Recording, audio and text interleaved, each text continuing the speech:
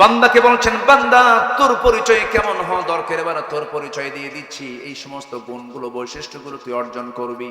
আল্লাহু আকবার। কোরআন যত সাজানো গোছানো কিতাব, কোরআনের মজা যদি কেউ পায়, এই কিতাব ছাড়া পৃথিবীর কোনো কিতাব তার ভালো লাগবে না। জোরে বলে সুবহানাল্লাহ। আমরা এই কিতাবের সঙ্গে সম্পর্ক রাখবো বেশি। জোরে বলি ইনশাআল্লাহ। কোরআন পড়বো বেশি, কোরআন শুনবো বেশি, গান শুনবো। এই শুনবেন, হ্যাঁ? কোরআন ছাড়া অন্য কিছু শোনা যাবে? আসতে বলবেন না, শোনা যাবে? যাবে না। এই কান কে দিয়েছেন? এই কান কে দিয়েছেন খারাপ কিছু শোনার জন্য? এই চোখ কে দিয়েছেন? চোখের পিছনে লক্ষ লক্ষ সূক্ষ্ম সূক্ষ্ম নার্ভ দিয়েছেন কে? এই চোখে যদি কোনো ধুলা ঢোকে তখন সঙ্গে সঙ্গে চোখে কি বের হয়? পানি বের হয়। এই পানিটার পিছনে মেশিন দিয়েছেন কে? আল্লাহ। পানি বের হয়ে দ্রুত গতিতে এই ওয়াইনমেন্ট প্রথম দ্রুত গতিতে ধুলাবালিগুলো সাফ করে আল্লাহ চোখটাকে ফ্রেশ করে দেয়। সুবহানাল্লাহ বলবেন না? গাড়ি চলতেছে, গ্লাসে ধুলা চলে আসছে, এখন তো অটোমেটিক অনেক উন্নত প্রযুক্তির গাড়ি চলে আসছে, চট করে ওয়াইফার চালু হয়ে যায়। ওয়াইফার যখন প্রয়োজন মনে করে যে পানির প্রয়োজন, পানিও চালু হয়ে যায়। আল্লাহ রাব্বুল আলামিন বান্দার চোখের ভিতরে যদি কোনো ধুলা ঢুকে যায়, চোখের পাপড়ি দিয়েছেন, খালি এরকম করবে আর ভিতর থেকে পানি চলে আসবে। সুবহানাল্লাহ বলবেন না? আমার বন্ধুগণ, এই বিশাল বডি, এই চোখ, এই কান, এই নাক, নাক, চোখ, কান, এটা যদি আমরা যদিও ছোট মনে করি, কিন্তু আমার কাছে মনে হয় পদ্মা মেঘনা যত বড়, যমুনা যত বড়, তার চাইতে বেশি বড় হলো চোখ, কান, নাক। জোরে কান সুবহানাল্লাহ। বিশাল ফাংশন এই পিনটঙ্গের ভিতরে, ইএনটির ভিতরে বিশাল আল্লাহ পাক এর মধ্যে ফাংশন রেখে দিয়েছেন। মাথা থেকে পা পর্যন্ত এই বডি সুন্দর করে বানিয়ে দিয়েছেন তিনি আমার কে? আমাদের দেহে যে ডিএনএ আছে, এই ডিএনএ, যে পরিমাণ ডিএনএ আছে তার দৈর্ঘ্য যদি আমরা মাপতে যাই 2000 কোটি কিলোমিটার, যা পৃথিবী থেকে সূর্য পর্যন্ত 50 বার ঘুরে আসা যাবে। আল্লাহু আকবার বলেন। এই ডিএনএ তে যে ইনফরমেশন আছে তা যদি লেখা হয় তবে তা হবে 900 খণ্ডের বিশালাকার এনসাইক্লোপিডিয়ার সমান, যেখানে প্রতিটি খণ্ডের পৃষ্ঠার সংখ্যা হবে 500। বিশাল বড় একটা পাণ্ডুলিপি তৈরি হয়ে যাবে। আমাদের দেহে যে কোষের সংখ্যা আছে, যে কোষগুলো আছে, সবচেয়ে ছোট অংশের নাম হলো কোষ। এই কোষের পরিমাণ হলো 37.2 trillion. 37.2 trillion, million, billion, trillion. কয়জন মানুষের দেহে? একজন। বলুন কয়জন? কয়জন? সেন্সরি রিসেপ্টর আছে হলো 110 মিলিয়ন। লোহিত রক্তকণিকার বিসি আছে হলো 30 ট্রিলিয়ন। শুধুমাত্র মস্তিষ্কের নিউরন সংখ্যা হলো 100 বিলিয়ন। জোরে বলি সুবহানাল্লাহ। আমার বন্ধুগণ, আমাদের দেহে যে ব্লাড আছে, এই ব্লাডের যে ভেসেলটা আছে, এই ভেসেল আছে হলো 42 বিলিয়ন, যার 97,000 কিলোমিটার লম্বা। মাত্র 3 হাত 1.5 হাত সাইজের ইয়ারফোন যদি, তারালা ইয়ারফোন যদি পকেটে রেখে দেই, কিছুক্ষণ পর বের করলে তার মধ্যে 4-5টা প্যাঁচ পড়ে যায়। অথচ আল্লাহ রাব্বুল আলামিন এই ব্লাড ভেসেল দিয়েছেন যার 97 কিলোমিটার লম্বা, কোনোদিন প্যাঁচ লাগে না। সুবহানাল্লাহ বলবেন না? কে করে দিয়েছেন? আসতে বলবেন না, কে করে দিয়েছেন? আল্লাহ বলছেন, বান্দা আমাকে চেনার জন্য কোথাও যাওয়া লাগবে না। ফি আনফুসিকুম আফালা তুবসিরুন। বান্দা নিজের দিকে তাকায় দেখো, আমি তোমাকে কত সুন্দর করে বানাইয়া দিছি। আমার বন্ধুগণ, আল্লাহ রাব্বুল আলামিন নিজের পরিচয় দিয়েবার, বান্দার পরিচয় কেমন হবে, বান্দা কোন চরিত্র নিয়ে বান্দা জীবন যাপন করবে, এই প্রসঙ্গে এবার বলছেন, ওয়া ইবাদুর রাহমানিল্লাযীনা ইয়ামশুনা আলাল আরদি হাওনা ওয়া ইযা খাতাবাহুমুল জাহিলুনা ক্বালু সালামা والذين يبيتون لربهم سجدا وقياما والذين يقولون ربنا اصرف عنا عذاب جهنم ইন্না আযাবাহা কানা গরামান ইন্নাহা সাআত মুস্তাকাররান ওয়া মুকামা। জোরে বলুন আল্লাহু আকবার। আমার আল্লাহর পছন্দের বান্দা যারা, তাদের মধ্যে 16টা বৈশিষ্ট্য পাওয়া যাবে। এখানে 16টা বৈশিষ্ট্যের কথা আসছে, একটাও কিন্তু বলি নাই। সময় লাগবে, সময় দেবেন তো? সবাই রাজি আছেন তো? জোরে বলি ইনশাআল্লাহ। নাম্বার 1 বৈশিষ্ট্য হলো, আল্লাহর পছন্দের বান্দাগুলোর তালিকায় যারা থাকবে তাদের 1 নম্বর বৈশিষ্ট্য হবে, তারা কি উগ্র হবে না বিনয়ী হবে? মেজাজি হবে না নম্র হবে? খুব নম্র হবে, বিনয়ী হবে, খুব সুন্দর করে মিষ্টভাষী হবে, সুন্দর করে কথা বলবে, কথার ভাঁজ হবে নম্র, চেহারার ভাঁজ হবে নম্র, চোখের ভাঁজ হবে নম্র, সুন্দর করে বলবে কথা, সুন্দর করে হাঁটবে, দেখেই মনে হবে বিনয়ী মানুষ।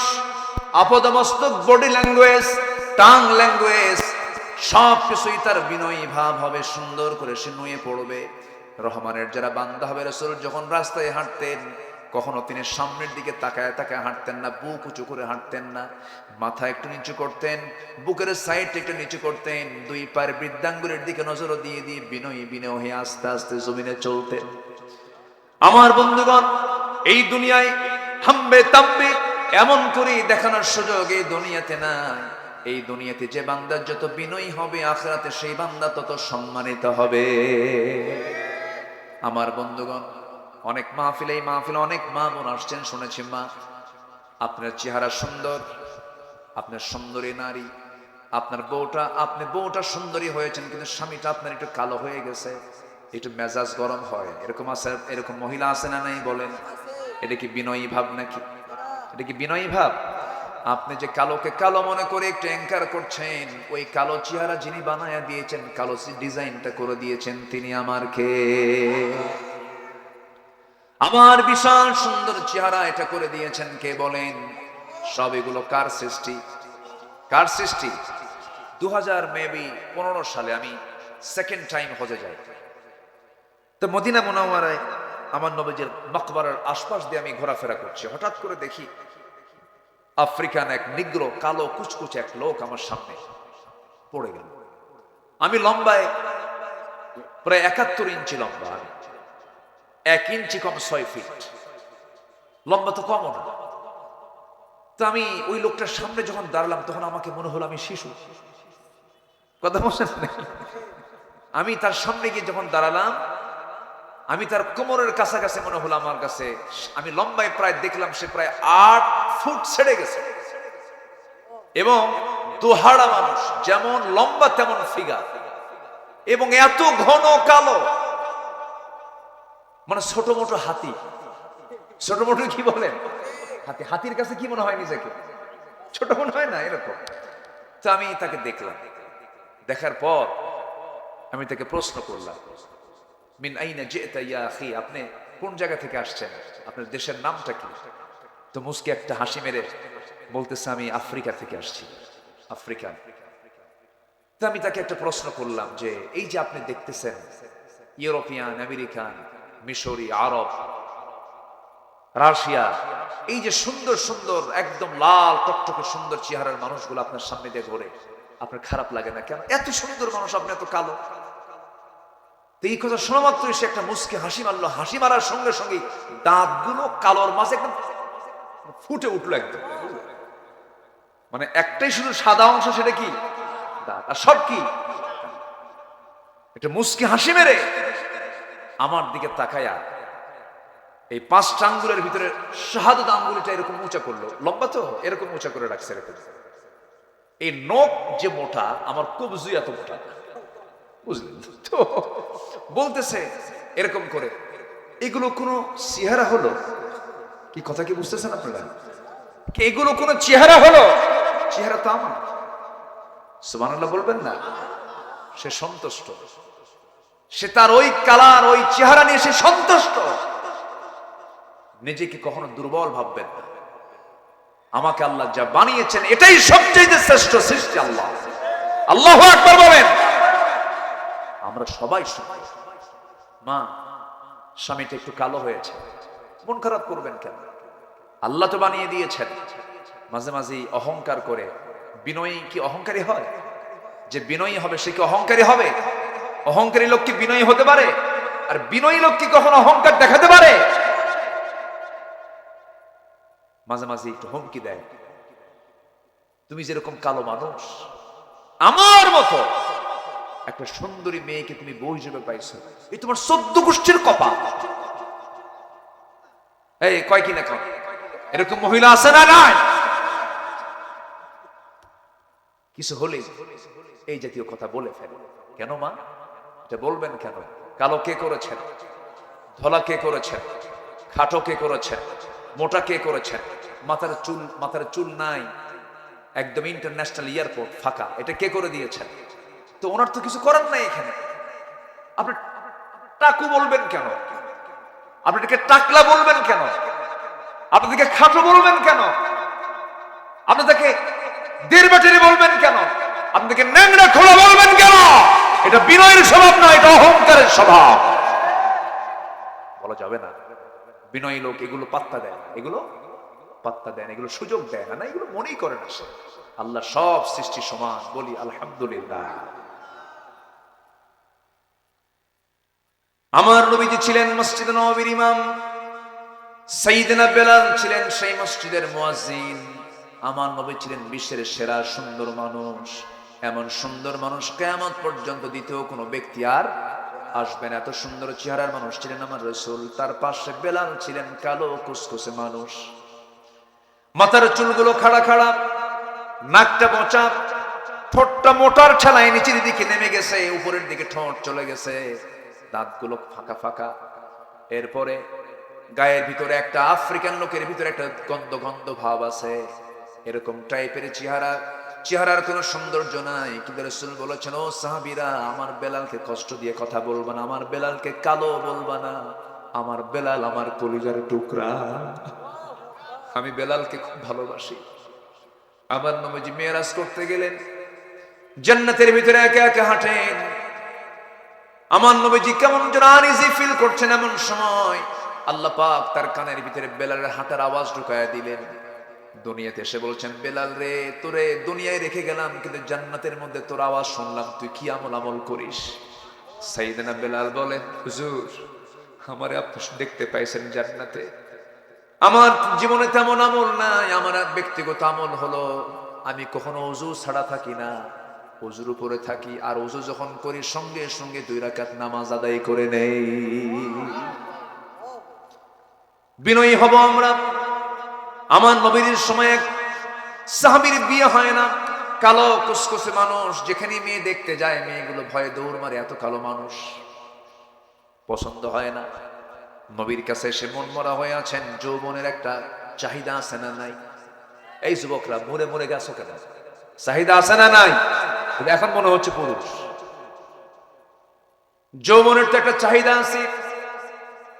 ওই সাহাবীর মনটা মরা, নবীর সামনে এসে চুপ মেরে বসে আছেন। রাসূল বলছেন, সাআদ, কি হয়েছে, তোমার মনটা খারাপ কেন? হুজুর, বহু মেয়ে দেখলাম, কেউ বিয়ে দেয় না, আমি কালো মানুষ, আমার কি বিয়ে হবে না? রাসূল বলছেন, সাহাবীরে, মনক্ষুণ্ণ হইও না, আমি তোমার দায়িত্ব নিলাম, আমি তোমাকে বিয়ে দিয়ে দেব। খুব খুশি হলেন সাহাবী, হুজুর বিয়ে দেন তাড়াতাড়ি, দেরি করবেন না। রাসূল বিয়ের পক্ষে ছিলেন, কম না বেশি। রাসূল তাড়াতাড়ি বিয়েটা করে দিতেন, বিয়েকে সহজ করেছেন রাসূল সাল্লাল্লাহু আলাইহি ওয়াসাল্লাম। দেরিতে বিয়ে করা এখন স্ট্যান্ডার্ড মনে করেন আধুনিক দুনিয়ায়। এই ছেলে, তুমি তো এত ছোট বয়সে বিয়ে করে মানুষ, মানে আকাম কুকাম করে বেড়া। এই আসে না, এগুলো আসে না নাই? সেদিন মিডিয়াতে দেখলাম, কোথায় যেন 11 বছরের একটা মেয়ে নিখোঁজ। কয় বছর? 11 বছর। বাপ থানায় গেছে, পরে মেয়ে ফোন দিয়ে বলে, আব্বু, আমি তো নিরাপদে আছি। আমি কি আছি? বাবা তুমি কোথায়? আমি তো একজনের সঙ্গে চলে আসছি আব্বু, ও আমাকে খুব লাইক করে। বয়স কত বছর? 11 বছর। মাথায় রাখতে হবে এগুলো। আমার নবীজি বললেন, তোমার বিয়ে হবে, আমি তোমাকে বলে দিচ্ছি, ওই জায়গায় একটা মেয়ে আছে, ওই বাড়িতে ইবনু হাব নামে একজন আমার সাহাবী আছে, তার মেয়ে সুন্দরী, যাও প্রস্তাব নিয়ে যাও। সাহাবী বলছেন, হুজুর, আমি আর প্রস্তাব দিতে পারবো না, আপনি আমাকে একটা লিখিত করে দেন। আমার নবীজি সুন্দর করে একটা রিসালা দিলেন, চিঠি দিলেন। সেই চিঠিখানা নিয়ে মেয়ের বাবার কাছে গিয়ে সালাম দিয়ে বলেন, মেয়ের বাপ, এই যে চিঠি পড়, তাড়াতাড়ি ব্যবস্থা কর। তাড়াতাড়ি ব্যবস্থা করো। চিঠিখানা যখন তার হাতে দেওয়া হলো, চিঠিখানা পড়লেন। চিঠির শুরুটা যখন দেখলেন, চিঠিখানা সম্মানজনক চিঠি, রাসূল তার পক্ষ থেকে পাঠিয়েছেন। সাহাবী চোখের পানি আটকাতে না পেরে কেঁদে কেঁদে বলছেন, আহারে, বিশ্বনবী তার বিশ্বনবীর আসন থেকে আমার মেয়ের কথাও তিনি মনে রেখেছে। দারুণ খুশি হয়ে গেলেন। কিন্তু পরক্ষণে তিনি মনে মনে ভাবলেন, সাহাবী তো কালো, কিন্তু আমার মেয়েটা চাঁদের মতো সুন্দরী, মেয়ে পছন্দ করবে কিনা জানি না। সঙ্গে সঙ্গে তিনি করলেন কি, এবার বললেন, শোনো সাদ, আমি তো রাজি আছি, মেয়ের বাপ হয়ে আমি রাজি আছি, রাসূল পাঠিয়েছেন, কোনো আপত্তি নাই, কিন্তু মেয়েটা আমার কি যে করে, এটা অনুমতির প্রয়োজন আছে। এই কথাটা মেয়ে দেওয়াল ঘেসে ঘেসে কান রেখে সব কথা শুনে নিয়েছেন। মেয়ের বাবা ভিতরে ঢোকার সঙ্গে সঙ্গে মেয়েটা হাওমাও করে কান্দে। বাপ মনে মনে বলে, হয়তো সে পছন্দ করে নাই। এবার বলছে, মা তুমি পছন্দ করো নাই, বুঝতে পেরেছি, বিয়ে হবে না। এবার মেয়েটা বলছে, বাবা বুঝতে ভুল করেছো, এই যে ছেলেটা আজকে আমার বাড়িতে প্রস্তাব নিয়ে এসেছে, যাকে রাসূল পাঠিয়েছেন, আমার এই জীবনে যদি বিয়ে হয়, নবীর পছন্দ করা সেই কালো ছেলেই হবে আমার স্বামী। সুবহানাল্লাহ বলবেন না? আমার মায়ের কি আজকে আমার ওয়াজ শুনে কি মন খারাপ করতেছে কিনা জানি না। হুজুর এত রাগ করলেন কেন আমাদের উপর? আমার মায়েরা, সবকিছু আল্লাহর জন্য করতে হবে। আমি কাউকে ভালোবাসবো আল্লাহর জন্য। আপনি আল্লাহর একটা সৃষ্টিকে যদি ভালোবাসেন, আল্লাহ আপনাকে ভালোবাসবেন। আল্লাহ আপনাকে ভালোবাসবেন। আপনার স্বামীটা অসুস্থ হয়ে পড়েছে, খোঁটা দিতে পারবেন না। আপনি স্ত্রী, আপনি অসুস্থ হয়ে পড়েছেন, আপনার স্বামী খোঁটা দিতে পারবেন না। কিছু কিছু পুরুষ আছে, কিছু হইলেই কয়, বিয়ে কিন্তু আর একটা করবো। এরকম আসলে নেই বলেন তো? হুমকি মারে। মায়েরা, আমি আপনার পক্ষে আসতেছি, একটু পরে থামেন।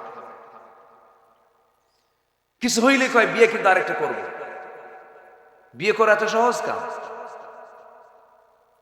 যদি আল্লাহ রাব্বুল আলামিন মাসনা ওয়া সুলাসা ওয়া রুবা' ফানকিহু মা তাবা লাকুম মিনান নিসা মাসনা ওয়া সুলাসা ওয়া রুবা', বিয়ে করো তোমাদের ইচ্ছা মতো, 2 2 3 3 4 4টা বিয়ে করো। কিন্তু আল্লাহ এর পরেই বলছেন, শোনো, কখনো সমতা রক্ষা করতে পারবে না। ইয়াদিলু, আল্লাহ রাব্বুল আলামিন সুন্দর করে আয়াতের শেষাংশে ব্যাখ্যায় বলতেছেন, আল্লাহ তাআদিলু ফাওয়াহিদাতান, তোমাদের জন্য একটাই যথেষ্ট, একটাই তোমাদের জন্য, এটাই তোমাদের জন্য উত্তম। কারণ একাধিক স্ত্রী তোমাদের মধ্যে সমতা রক্ষা করা সহজ না কঠিন? আজ তো বলেন সহজ না কঠিন? বিয়ে যদি করতেই হয়, আমার নবীর সুন্নাহ যদি আদায় করতেই চান, আমার নবীজির যে বিয়েগুলো করেছেন, সেই বিয়েগুলো আমার নবীর চাইতে বয়সী কম নারী, বয়সে কম বয়সী নারী না, বেশি বয়সী নারী। বেশি বয়সী নারী প্রথম স্ত্রী যিনি ছিলেন, আমার নবীর চাইতে মাত্র 15 বছরের বড়। মাত্র মাত্র মাত্র হয় 15 বছরের বড়। মানে একটা মহিলা 13 বছর বয়সে যদি বিয়ে হয়ে যায়, 15 বছরে মা হয়ে যাবেন, ছেলে বয়সী বলা যায়। অথচ আমার নবীজি 15 বছরের বয়সে বড় একজন মহিলাকে নিয়ে তিনি তার 24টা বছর তার যৌবন পাড়ে দিয়েছেন, দ্বিতীয় কোনো বিবাহ করেন নাই। আমার নবী যেমনও বলেন, আমার খাদিজা যদি জীবনের শেষ সময় পর্যন্ত বেঁচে থাকতো, আমার আল্লাহ আমাকে দ্বিতীয় কোনো বিবাহের অর্ডার দিতেন না। মানে কি, এই কথাগুলো কি বলে? বিয়ে ঘন ঘন করো। আমার মায়েরা মনে মনে বলতেছে, হুজুর ভালো করে রাখো, ভালো করে রাখো। বিয়ে যদি করতেই হয়, আমার মায়ের আমার পক্ষে সায় দিবেন, আমার মায়ের আমার পক্ষে রায় দিয়ে দিবেন। বিয়ে যদি করতেই চান পুরুষ মানুষ, আপনার 3টা লাগবে, 4টা বউ লাগবে। রাসূল যে তরিকায় বিয়ে করেছেন, তিনি যে বিয়েগুলো করেছেন, সেই স্ত্রীগুলো ছিল হলো বয়স্কা মহিলা, যৌবন ছিল না, যুদ্ধে অসহায় হয়ে পড়ে গেছে, তাদেরকে নিয়ে এসে রাসূল স্ত্রীত্বের মর্যাদা দিয়েছেন। তালাক প্রাপ্ত বিধবা নারীকে আপনি বিয়ে করতে পারেন, তার অসহায়ত্ব দূর করার জন্য তাকে স্ত্রীত্বের মর্যাদা দিয়ে দিলেন, সম্মানের মর্যাদা দিয়ে দিলেন, এই জন্য আপনি তাকে বিয়ে করতে পারেন। কিন্তু আপনি বিয়ে করছেন বুড়ো বয়সে, আপনি খোঁজেন 13 বছর 15 বছর, মতলব খারাপ। কি আসতে কন কেন?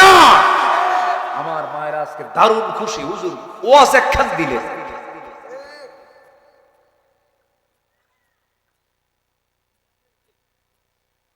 ইসলাম জেনা চায় না, ইসলাম ব্যভিচার চায় না, ইসলাম চায় ওই তালাকপ্রাপ্ত মহিলা সমাজে একাকী থাকবে, ফিতনা সৃষ্টি হয়ে যাবে। বিধবা একাকী থাকবে, ফিতনা সৃষ্টি হয়ে যাবে। সেখানে গিয়ে ঝাঁকি মারবে, সেখানে ফিতনা ছড়াবে। অতএব তার চাইতে বিয়ে হওয়াটা ভালো। এখন সেই মহিলা বিয়েটা হবে কোথায়? তালাকপ্রাপ্ত যার বয়স 45-50 হয়ে গেছে, তার তো উচিত তাকে সোশ্যাল সিকিউরিটি দিয়ে তাকে কোথাও না কোথাও বরণ করে নেওয়া উচিত। এই জন্য ইসলামী অপশনটা রেখে দিয়েছে। কিন্তু ইসলাম যে কথা বলে, আজকে পুরুষরা বিয়ের যে হুমকি মারে, এটাকে ওই মহিলা বিয়ে করতে না, কুমারী মহিলা বিয়ে করতে। এখন আর কোনো আওয়াজ নাই, সব চুপ হয়ে গেছে। কি কথা বলবো, কথা বলবো? আমার মায়ের আজকে দারুণ খুশি, হুজুর আপনি আজকে মনের মতো কথা বলছেন। কিন্তু আমার মা, আপনার মধ্যেও কিছু সমস্যা আছে, একটু লাইনে আসি। কি বলবো, বলবো, কথা বলবো। স্বামী একটু অসুস্থ হয়ে পড়েছেন, স্বামীর সেবা দরকার। মাঝে মাঝেই বউটা মনে মনে বলে, বুড়া মরে না, এই আছে নাকি, আছে নাকি, এইরকম করে খোঁটা মারে। এরকম করে খোঁচা মেরে মেরে কথা এরকম বলা মহিলা মনে হয় নাই? আসতে বলবেন না, আছে না নাই?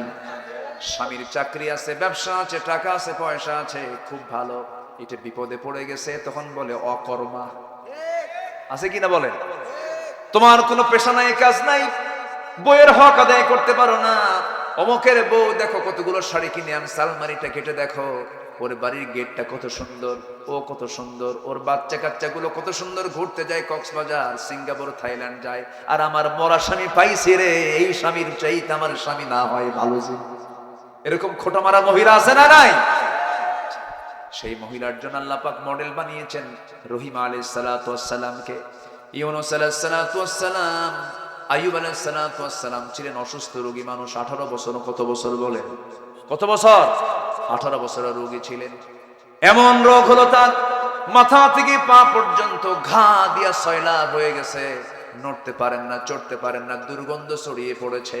আল্লাহ পাক তাকে এমন রোগ দিয়ে দিলেন, এলাকাবাসী তাকে সেই জায়গা থেকে বের করে দিয়েছে। তিনি জঙ্গলের দিকে চলে গেলেন, সেখানে থাকলেন 17 থেকে 18টা বছর ধরে। 4 জন স্ত্রী ছিল, 3 জন চলে গেছে। কিন্তু রহিম আলাইহিস সালাতু ওয়াস সালাম বলেন, আমার স্বামী গো, আপনি আমার সুসময়েরও স্বামী, আপনি আমার দুঃসময়েরও স্বামী। থেকে গেলাম। তিনি তার খেদমত করে গেছেন 18 বছর ধরে। আল্লাহ পাক তাকে পরীক্ষার মধ্যে ফেলে দিলেন। আইয়ুব আলাইহিস সালাতু ওয়াস সালাম শেষ পর্যন্ত আল্লাহর জিকির বলেন নাই। পোকাগুলো গিয়ে যখন তার জিহ্বা পর্যন্ত স্পর্শ করেছে, জিহ্বায় যখন ঘা চলে গেছে, আল্লাহকে বলছেন, আল্লাহ আমার সমস্ত অঙ্গ প্রত্যঙ্গ সব ঘা দিয়া ভরে গেছে, কোনো দুঃখ নাই, দয়া করে আল্লাহ তুমি আমার জিহ্বায় কোনো ঘা দিও না। কারণ আমার জিহ্বা যদি ঘাতে আক্রান্ত হয়ে পড়ে, তোমার নামের জিকির আমি আইয়ুব করব কেমনে? আল্লাহ আমার জিহ্বাটা ঠিক করে দাও। আল্লাহ বলছেন, আইয়ুব রে, তোর দোয়া আমি কবুল করে নিয়েছি, তোকে আমি মঞ্জুর করে নিয়েছি। আল্লাহ রাব্বুল আলামিন সুন্দর করে তাকে আবার যৌবন শক্তি ফেরত দিয়ে দিলেন, তার সৌন্দর্য ফেরত দিয়ে দিলেন। রব্বি আন্নী মাসসানিয়াদ-দুররু ওয়া আনতা আরহামুর রাহিমিন। গোসল করলেন, সব তার সেরে গেল, সুস্থ হয়ে গেলেন। ভালো হয়। জি, আপনাদের কষ্ট হচ্ছে কিনা জানি না। মায়েরা কি আছে? মায়েরা আছে? মায়েরা মাহফিলে আসে মাশাআল্লাহ। আমি শুনেছি মাহফিলের পুরুষের চাইতে মেয়েরা 3-4 গুণ বেশি। বলি আলহামদুলিল্লাহ। কিন্তু এলাকার মায়েরা কি মার্কেটে যায়? মার্কেটে যায়? ভালো, কি বলবো আর। কোন মহিলা যদি একা হজে যেতে চান, তার কি হজ হবে? কেন হবে না? হজ কি ফরজ না? কেন হবে না? একটা ফরজ কাজ, ফরজ ইবাদত, একটা ফরজ ইবাদত যদি আল্লাহ পাক শর্ত জড়িয়ে দেন, কি অবশ্যই একজন মুহরম, একজন মাহরাম সাথে নিতে হবে। ছেলে, বাবা, ভাই, স্বামী, ভাগিনা, ভাতিজা, নাতি, এরকম যার সঙ্গে বিয়ে জায়েজ নাই, এরকম পুরুষ অথবা তার স্বামী সঙ্গে যেতে হবে হজ। আর হজের মতো ইবাদতে যদি এই কন্ডিশন থাকে, মার্কেটে যাওয়া তো ওয়াজিব। ওয়াজিব না? আপনি যাবেন, যান, সমস্যা নাই। আপনি স্বামীকে সাথে নিয়ে যান, বোরকা পড়ে যান, আপনি কোড মানেন, আপনি পদ্ধতি মানেন, আপনি একা একা যাবেন কেন? আপনি একা বলে তো বিপদে পড়ে যাবেন। কি হয়েছে? বাবারে খুঁজে পাচ্ছে না? আব্বু সমস্যা নাই তো, আমি আছি তো, সমস্যা নেই। জাহাঙ্গীর আলম বাবা, তার ছেলে কাঁদতেছে একা একা, আসো তো আব্বু।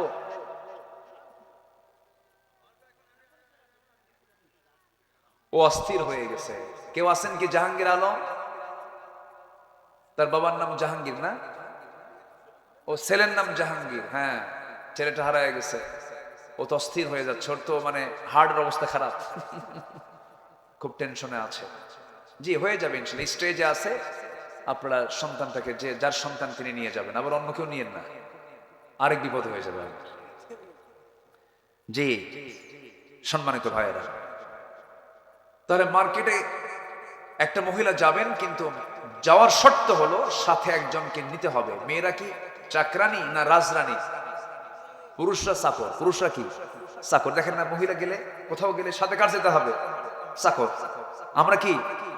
আজ থেকে আমরা ভালো করে কেন, আমরা কি? মেয়েরা কয় আমরা রাজনীতি থাকবো না, আমরা হব চাকরানি। কি কথা বোঝেন নাই? মানে পদোন্নতি না নিয়া কি নাই, নিচের পদে ডিমোশন, মানে প্রমোশন না, ডিমোশন চাই। রাজরানীর মতো চলবে তারা। তাদেরকে স্বামী দেখবে, ভাই দেখবে, বাবা দেখবে। দায়িত্ব হচ্ছে পুরুষের তাকে দেখা। মেয়ে বলে না, আমার কি অধিকার নাই? সমান অধিকার। কি অধিকার? সমান অধিকার। চলে গেল মার্কেটে ঢং ঢং করে, গায়ে কাপড় চোপড় নাই, মাথার চুল ছেড়ে দেওয়া, মাথায় কোনো ওড়না নাই, পরনের কাপড় চোপড় নাই বললেই চল, অর্ধলগ্ন পোশাক, লাল শাড়ি, লাল লিপস্টিক, গালে আটা ময়দা লাগায়। গালে কি লাগায়? আটা ময়দা লাগায়।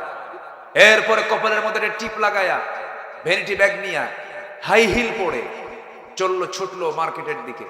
দোকানদারের সামনে গিয়ে ঠ্যাঙের উপরে ঠ্যাং তুলে দিয়ে দোকানদারকে লক্ষ্য করে বলে, ভাইয়া এই আসে না, একটা শাড়ি দেখানো যাবে কি? মানে এত সুন্দর তার মাখরাজ আর সিফাতের শব্দ চয়ন, দোকানদার তো সিট হয়ে পড়ে আছে। হ্যাঁ, দোকানদার ভাষা শুইনা, ওর সেন্স নাই। শাড়ি একখান বের করে নিজের গায়ে লটকা দিয়ে বলে, আপা এই শাড়ি কিন্তু আপনাকে দারুণ মানাবে। ওটা আরেক বদমাইশ আছে কিনা? এগুলো সব হচ্ছে শয়তানের কারখানা। এগুলো সব কার কারখানা? শয়তানের কারখানা। শয়তান এগুলোকে প্রমোট করে, সে ফাহেশা কাজকে প্রমোট করে। ইদানিং কিছু রিসোর্ট বের হয়েছে, হোটেল, বিভিন্ন গ্রামের ভিতরে, পাড়ার ভিতরে, বিশাল মাঠ, গ্রামকে গ্রাম, শুধু ধান আর ধান। ওর মাঝখানে ছোট্ট কবুতরের ঘরের মতো ছোট্ট ছোট্ট খোপ খোপ খোপ খোপ এরকম কিছু হোটেল আছে না নাই বলেন তো? সেখানে শুধু রেখে দিয়েছে দুটো করে সিট। কটা করে সিট? তিনটা সিট না, কটা করে সিট? ওই দুই সিটে কে বসবে বলেন? কে কে বসবে ওই জায়গায়? দুই ফেরেশতা বসবে নাকি?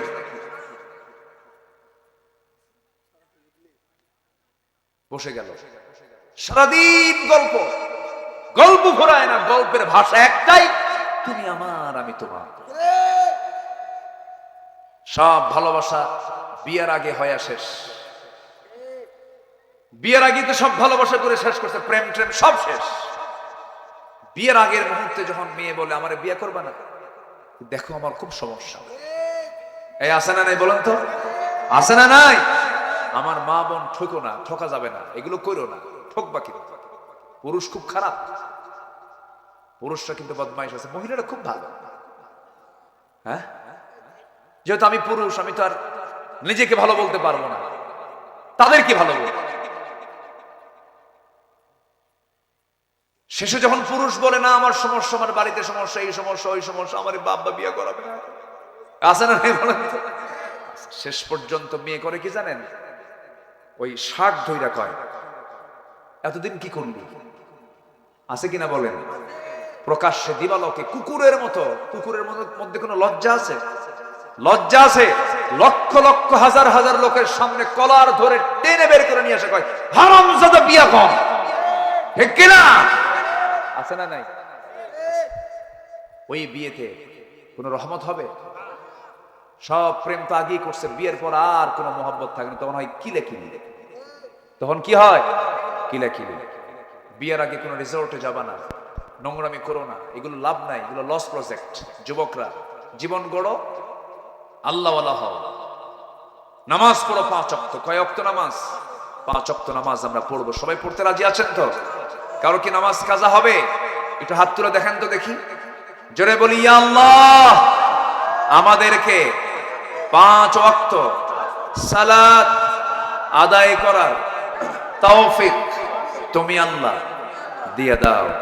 জোরে বলি আমিন, আরো জোরে আমিন, আরো জোরে আমিন। নিজের বোন, নিজের মা, নিজের মেয়ে পর্দায় থাকার দরকার আছে না নাই? মেয়েদের মাথা থেকে পা পর্যন্ত ঢাকতে বলেছেন তিনি কে? ভাইরে, এই যে ভাই ভাই ভাই ভাই বসেন বসেন বসেন, ইজলিস বসেন, আমি শেষ করেছি, বসেন যে একটু বসেন। আমি খুবই আনন্দিত যে ধোপাদির এই ময়দানে একটা লোক নড়েন নাই। আলহামদুলিল্লাহ বলেন, আলহামদুলিল্লাহ। বসুন, আরেকটু সময় আমি শুধু পয়েন্ট আকারে কথাগুলো বলি, আমি শেষের দিকে যাব।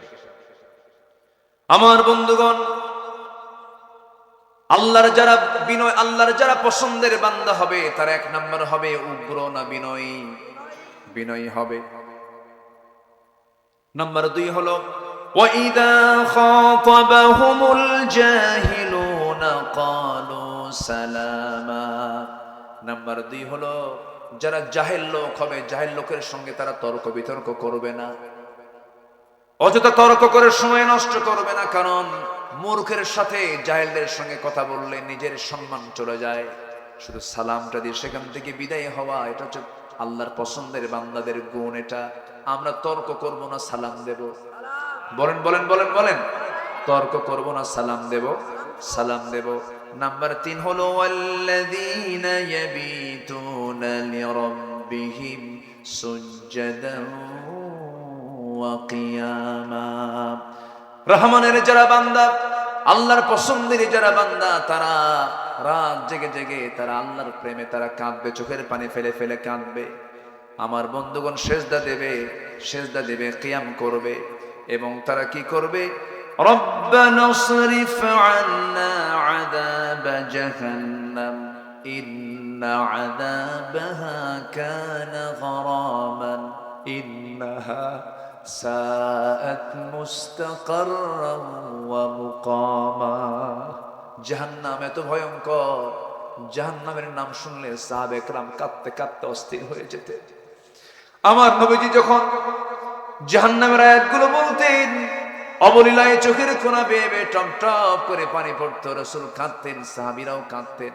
এত ভয়ঙ্কর জাহান্নাম, জাহান্নামটা এত উত্তপ্ত হবে, জাহান্নামটার আগুনটা এত উত্তপ্ত হবে, আল্লাতী তাত্তালিউ আলাল আফইদা। আমার বন্ধুগণ, অন্তরগুলো, এই আফইদা অন্তরগুলো সব টকবক করতে থাকবে আগুনে। এমন ভয়ঙ্কর জাহান্নাম রব্বুল আলামিন রেখে দিয়েছেন। এই যে সূর্য দেখি আমরা, এই সূর্য যদি জাহান্নামের মুখে ছেড়ে দেওয়া হয়, অবলীলায় সূর্য জাহান্নামের মধ্যে হেরে যাবে। এত ভয়ঙ্কর জাহান্নাম। সেই জাহান্নাম থেকে যারা আল্লাহর পছন্দের বান্দা, বাঁচার জন্য রাতের বেলা কেঁদে কেঁদে আল্লাহকে বলবে, আল্লাহ জাহান্নাম থেকে আমাকে বাঁচায় দাও। নাম্বার 4 চলে গেল। নাম্বার 5 হলো যারা বিনয়ী বান্দা হবে, তারা কখনো অপচয় করবে না, তারা কখনো কি করবে না? অপচয় করবে না। ওয়াল্লাযীনা ইযা আনফাকু লাম ইউসরিফু ওয়া লাম ইয়াকতুরু ওয়া কানা বাইনা যালিকা কাওয়ামা। রহমানের যারা পছন্দের বান্দা, তারা কখনো বিনয়ী, তারা কখনো অপচয়কারী হবে না। টাকা আছে, পয়সা আছে, একটা গাড়ি যথেষ্ট, সেখানে শুধু গাড়ির মডেল চেঞ্জ করতে করতে কোটি কোটি টাকার খরচ করে ফেলে। এমন কিছু হাওয়ার ধনী আমার দেশে আছে না নাই? আসতে বলবেন না আছে না নাই। আপনি হাজার হাজার কোটি টাকার মালিক হতে পারেন, কিন্তু সম্পদ আপনার কাছে আল্লাহ আমানত দিয়েছেন, অপচয় করার কোনো ক্ষমতা আপনার নাই। একজন ধনী সাহাবী ছিলেন সাইয়েদনা ওসমান রাদিয়াল্লাহু তাআলা আনহু, নবীর জামাই, নবীর কি জামাই। এক জামাই ছিলেন সবচেয়ে ধনী মানুষ মক্কার, আবার আরেকজন জামাই ছিলেন সবচেয়ে বড় ফকির, সবচেয়ে বড় ফকির। নবীজি তো সম্পদ দেখে বিয়ে দেন নাই, অর্থ দেখে বিয়ে দেন নাই, রাসূল বিয়ে দিয়েছেন হলো তাকওয়া দেখে। আমার বন্ধুগণ, ওসমান জিন্নুরাইনকে আল্লাহ রাসূল দুইটা মেয়েকে দিয়েছিলেন, একটা মেয়ে মারা যায়, তারপর আরেকটা মেয়েকে তার হাতে তুলে দেন। আবার আমার নবীর সবচেয়ে কাছের দুলালি, সবচেয়ে আদরের মেয়ে ফাতিমাকে তিনি তুলে দেন একজন গরিব সাহাবীর সাথে, সাইয়েদনা আলী রাদিয়াল্লাহু তাআলার সাথে তিনি বিয়ে দিয়ে দেন। টাকা দেখে বিয়ে দেন নাই, সম্পদ দেখে বিয়ে দেন নাই। তবে হ্যাঁ, প্রশ্ন আসতে পারে তাহলে জিন্নুরাইন, ওসমান জিন্নুরাইনের সঙ্গে তিনি বিয়ে দিলেন না, রাসূল সম্পদ দেখে বিয়ে দেন নাই। দেখেন কেমন ধনী তিনি। সাইয়েদনা ওসমান বলছেন, ইয়া রাসূলুল্লাহ, আমি আপনার কাছে আজকে একটা দোয়ার জন্য আসছি। কি দোয়া? হুজুর, আমি যেন গরিব হই, আমি যেন কি হই? আচ্ছা বলেন তো, কোন ধনী কি দোয়া চায়? এরকম ধনী পাইছেন আপনারা কখন? যে কোন একটা ধনী গ্রুপ অফ ইন্ডাস্ট্রিজ এর মালিক এসে মাহফিল এসে বললো, হুজুর আপনি একটু দোয়া করেন কালকের মধ্যে যেন আমি ফকির হই। এই দোয়া কেউ চায়? কিন্তু এমন ধনী তিনি সাইয়েদনা ওসমান নবীর কাছে এসে বলছেন, ইয়া রাসূলুল্লাহ, আমার মন চাচ্ছে আপনি আমার জন্য দিল থেকে দোয়া করে দিন, আমি যেন ফকির হয়ে যাই। রাসূল বলছেন, কেন ওসমান এমন করে দোয়া চাও কেন হুজুর? এত বড় দায়িত্ব আমার ভালো লাগে না। এই সমস্ত হিসাবগুলো করতে করতে আমার দিনটা চলে যায়, আমার বড় কষ্ট হয়। আপনি আমার জন্য দোয়া করেন, আমি যেন ফকির হই। রাসূল বলেন, আমি একটা প্রশ্ন করব। কি প্রশ্ন? ওসমান, তুমি যখন উটের পিঠে চড়ে থাকো, উটের পিঠে যখন আরোহণ করো, সেই সময় তোমার যদি খাদ্যের প্রয়োজন হয় কেমন করে খাওয়া বলো তো? সাইয়েদনা ওসমান জিন্নুরাইন বলছেন, হুজুর উটের পিঠে যখন উট চলতে থাকে তখনও যদি আমি খাইতে বসি, উটের পিঠে আমি বসেছি খাওয়ার জন্য, ওই সময়ে যদি খাবার গ্রহণ করতে নিয়ে যদি হঠাৎ করে সেই খাবার থেকে যদি একটা দানাও যদি জমিনে পড়ে যায়, ওই সময় আমি করি কি, ঘোড়াটাকে থামায়া দিয়া, ঘোড়াটাকে বসায়া দিয়া ওই পড়ে যাওয়া দানাটা হাতের মধ্যে তুলে পানি দিয়ে ধুয়ে সেই খাবারটা আবার খেয়ে নেই, অপচয় করি না। রাসূল বলছেন, ওসমান তোমার জন্য দোয়া করেও কাম হবে না, সম্পদ আরো হবে। যাও, জোরে বলে সুবহানাল্লাহ। সম্পদ হতে কি কোনো বাধা আছে?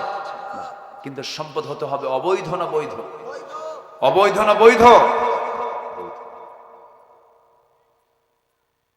আমার বন্ধুগণ, ব্যবসা তো বহু আছে। এই যশোরে মনে হয় মদের দোকানদার নাই। আসতে কর, মদের দোকানদার মনে হয় কি আছে? আছে আছে। আচ্ছা, মদের দোকানদার যদি থাকে তবে কাস্টমার একটাও নাই। কাস্টমারও আছে না নাই বলেন? তাহলে মদের দোকানদারও আছে, আবার কাস্টমারও আছে। আবার এই যশোর জেলায় বুঝি যৌনকর্মী নাই। আসতে কয়, যৌনকর্মী আছে না নাই? লাইসেন্সওয়ালা, কিওয়ালা? লাইসেন্সওয়ালা যৌনকর্মী। সে যদি আপনি তাকে বাধা দিতে যান, সে কার্ড দেখায় বলবে, বেশি লাফালাফি করবি না, থানায় দেবো তোর। আমি একজন বৈধ লাইসেন্সধারী সেক্স ওয়ার্কার, আমার সঙ্গে কোনো কথা বলতে পারবি না। আছে না? আছে না কিনা বলেন? আছে। সবই তো ব্যবসা। কিন্তু আল্লাহ বলছেন কামাই করো, কোনো সমস্যা নাই, কিন্তু অবৈধ কামাই করা যাবে না। হারাম পন্থায় কোনো ইনকাম করা যাবে না, বৈধ পন্থায় ইনকাম করতে হবে। বৈধ পন্থায় ইনকাম করে যদি সৎ ব্যবসায়ী হতে পারো, রাসূল বলছেন সৎ ব্যবসায়ী এবং আমি রাসূল জান্নাতের মধ্যে 2 নখের দূরত্ব, আমরা দুজন মিলে জান্নাতে থেকে যাব। আবার রাসূল আরেক মেয়েকে বিয়ে দিয়েছেন। মায়ের আসছে তো, মাদের ব্যাপারে একটু কথা বলি, তাই না? রাসূল তার মেয়েকে আরেকটা মেয়েকে বিয়ে দিয়েছিলেন। সবচাইতে গরিব একজন ছেলেকে কাছে পেয়ে তাকে বিয়ে দিলেন। রাসূল যখন বিয়ে দিবেন, রাসূল প্রস্তাব দিলেন সাহাবীদের মাঝে। ধনী ধনী সাহাবীরা এসে রাসূলকে প্রস্তাব দিলেন। রাসূল বলেন, না হবে না, আমার পছন্দের ছেলেটা এখনো আসে নাই। সর্বশেষ যখন সাইয়েদনা আলী আসলেন, রাসূল বলছেন, আলী তুমি কি আমার মেয়েকে বিয়ে করবে নাকি? হুজুর আপনি যদি আমাকে দেন আমি বিয়ে করতে রাজি আছি। যদি আপনি আমাকে দেন আমি বিয়ে করতে রাজি আছি। রাসূল বলেন, বিয়ে তো দেব, টাকা পয়সা আছে নাকি? হুজুর টাকা পয়সা তো নাই। মোহরানার টাকা তুমি কেমনে দিবা? কি আছে তোমার? আমার ঘর বাড়ি নাই, কি আছে? এই যে ঢাল, এই যে তরবারি। রাসূল বললেন, তরবারি যুদ্ধে লাগবে, ঢালটা বেচে আসো। বেচতে গেলেন, বেচতে গেলে সকলে চলে গেছেন বাজারে। সাইয়েদনা ওসমান সামনে দাঁড়ানো, সাইয়েদনা আলী ঢাল নিয়ে দাঁড়ায় আছেন বাজারে। ওসমান বলছেন, ও আলী, যোদ্ধা হয়ে ঢাল বিক্রি করতে আসছো কেন? কি সমস্যা হয়েছে বলো? আমার বিয়ে ঠিক হয়ে গেছে কার সাথে? আপনার শালীর সাথে। সুবহানাল্লাহ, আপনার শালীর সাথে। ওসমান জিন্নুরাইন খুব খুশি হলেন, সুন্দর ভাইরা পেলাম আমি। দেখেন, চিন্তা করেন, কত বড় ধনী মানুষ, গরিব মানুষ, কোনো ভেদাভেদ, আজ তো কোনো ভেদাভেদ নাই। এবারে বলেন ঠিক আছে, ঢালটা দাও। ঢালটা নিলেন, 500 দিরহাম দিয়ে দিলেন। 500 দিরহাম দিয়ে যখন তিনি ঢালটাদের মধ্যে নিলেন, তিনি কয়েক কদম চলে গেছেন, পিছন থেকে ডাক দিয়ে বলছেন, আলী যাচ্ছ কোথায়? এইদিকে আসো। কিছুক্ষণ পর তো ভাইরা হয়ে যাচ্ছি। কি পাখির মধ্যে পায়রা, ভাইয়ের মধ্যে ভাইরা হয়ে যাচ্ছি আমরা, এইদিকে আসো। ঢালটা তো আমার হাতে মানায় না, যোদ্ধার হাতেই ঢাল মানায়। আমি ঢাল কিনে নিলাম, আবার ঢাল তোমাকে আমি গিফট করলাম, যাও। ঢালটা নিয়ে নবীর দরবারে গিয়ে বলছেন, ইয়া রাসূলুল্লাহ, আমি আপনার সামনে হাজির হয়েছি। রাসূল বলেন, ঢাল মনে হয় বিক্রি হয় না। হুজুর, ঢাল বিক্রি হয়ে গেছে। ঢাল হাতে কেন? আমি ঢাল বিক্রি করার পর ঢাল আমাকে আবার উপহার দিয়েছে কে? ওসমান। রাসূল বলছেন, লোক খুঁজে পাও নাই। সুবহানাল্লাহ বলবেন না? আমি আমার বড় মেয়ে জামাইকে বলতেই পারলাম না, মেয়ে বিয়ে দিব, জামাইয়ের সঙ্গে একটু সুন্দর করে কথা বলবো, তার আগে তুমি বাজারে ঢোল পিটে আসছো, বিয়ে শাদী হয়ে যাচ্ছে। আমি বড় জামাইকে কি করে বলবো? আমি কিন্তু আমার নবীর যে জামাই ছিলেন, আমার আপনার মতো ছেঁচড়া জামাই নাকি? দাওয়াত খাওয়ার লোক খালি জিব্বা খালি কামড়ায়, আছে না ভাই বলেন তো? তোর বাপ আমার শালীর বিয়ে ঠিক করলো, আমারে বললো না যা ওই বাড়ি যাওয়া বন্ধ আমার। এই আছে না, আছে না? আমার নবীর জামাই তো এরকম ছেঁচড়া জামাই না। রাসূল বিয়ে দিলেন, বিয়ে দিয়ে বললেন, মা এমন জামাই দিলাম পৃথিবীতে একটাও পাবা না। যেরকম সুবহানাল্লাহ। কিন্তু মা বলে দিচ্ছি, এখন থেকে তোমার বাড়ি হলো আমার বাড়ির চাইতে তোমার স্বামীর ঘর শ্রেষ্ঠ ঘর। স্বামীর ঘরে ঘরে করে স্বামীর ঘর গিয়ে তুমি সেখানে সংসার জীবন চালাও, স্বামীকে সন্তুষ্ট করো, স্বামীকে রাজি করো, স্বামীর আনুগত্য করো, স্বামীর কথা মেনে চলো। দুজন দুজন বন্ধু হয়ে যাও, দুজন দুজনের অন্তরঙ্গ হয়ে যাও। দুঃখ কষ্টগুলো তোমরা ভাগাভাগি করে নাও। কিন্তু একটা কথা বলে দিই মা ফাতিমা, মৃত্যুর দিন পর্যন্ত আমার কানে যেন স্বামীর বিরুদ্ধে একটা নালিশও যেন আমার কানে না আসে। বাপ মেয়েকে বলে দিলেন, যাও। পিসদানি দিলেন, একটা তোষক দিলেন, একটা চাদর দিলেন চামড়া, আর পানির মশক দিলেন, সংসার করে খাও, যাও। ঘর নাই, বাড়ি নাই, টাকা নাই, পয়সা নাই, ভাড়াটি একটা বাড়িতে, ভাড়ার একটা বাড়ি ভাড়া করে সেখানে থাকলেন। কি বলে দিলেন রাসূল? স্বামীর বিরুদ্ধে একটা নালিশ যেন কানে না আসে।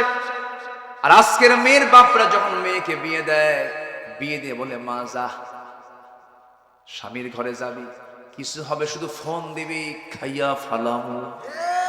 এরকম আছে না নাই? আগে হুমকি মারে, আগে কি মারে? হুমকি মারে। সংসার হবে? হবে সংসার?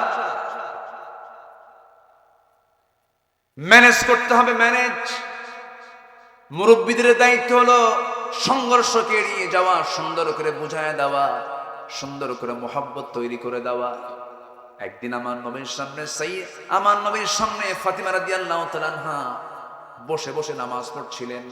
নবীর ঘরে এসে রাসূল বলছেন, আমার মেয়ে ফাতিমা, তুমি কম বয়সী, বসে বসে নামাজ পড়ো কেন? তোমার তো দাঁড়িয়ে নামাজ পড়ার যোগ্যতা আছে, শারীরিক সক্ষমতা আছে।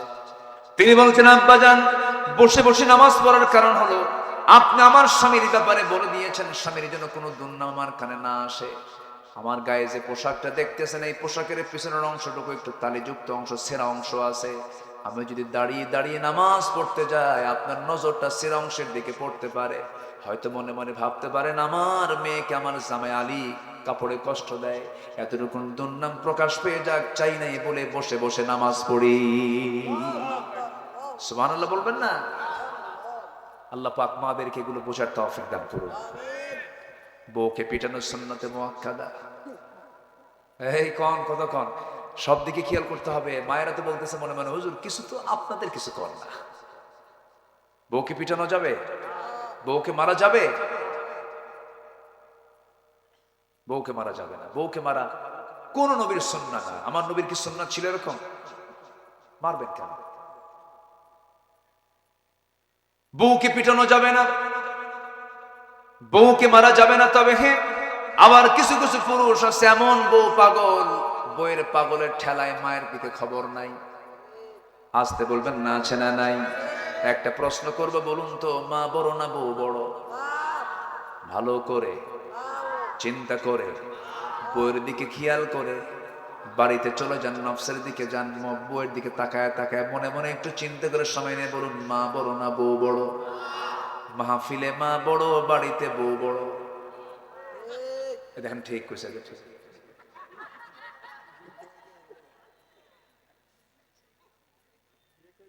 বাস্তব তো।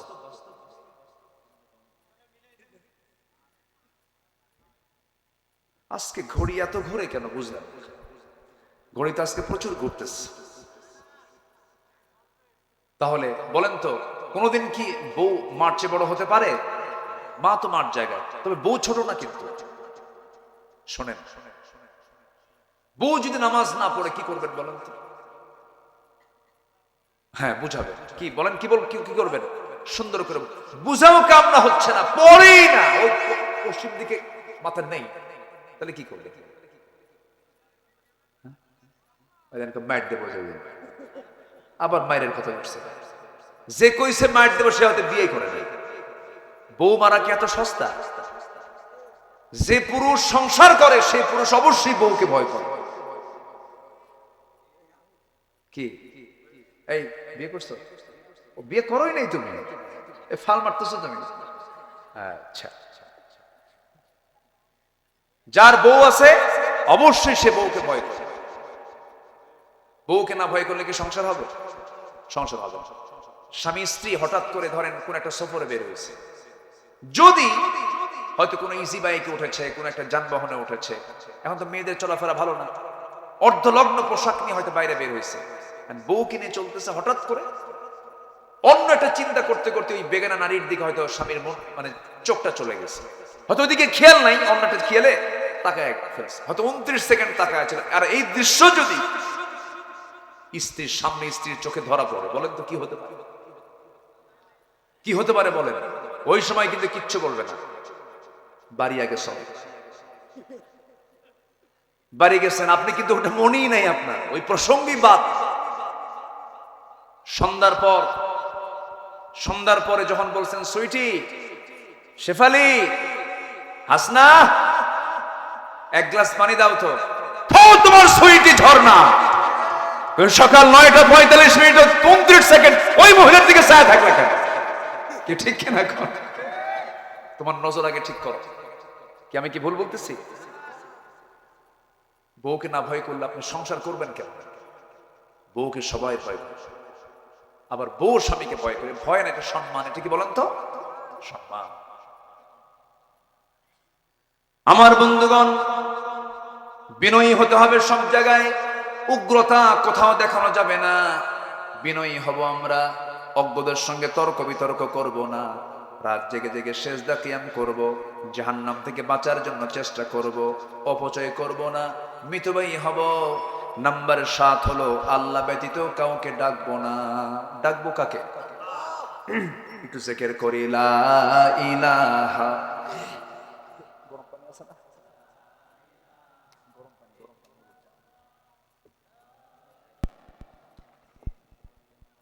আরো জোরে, লা ইলাহা। আরো জোরে, লা ইলাহা।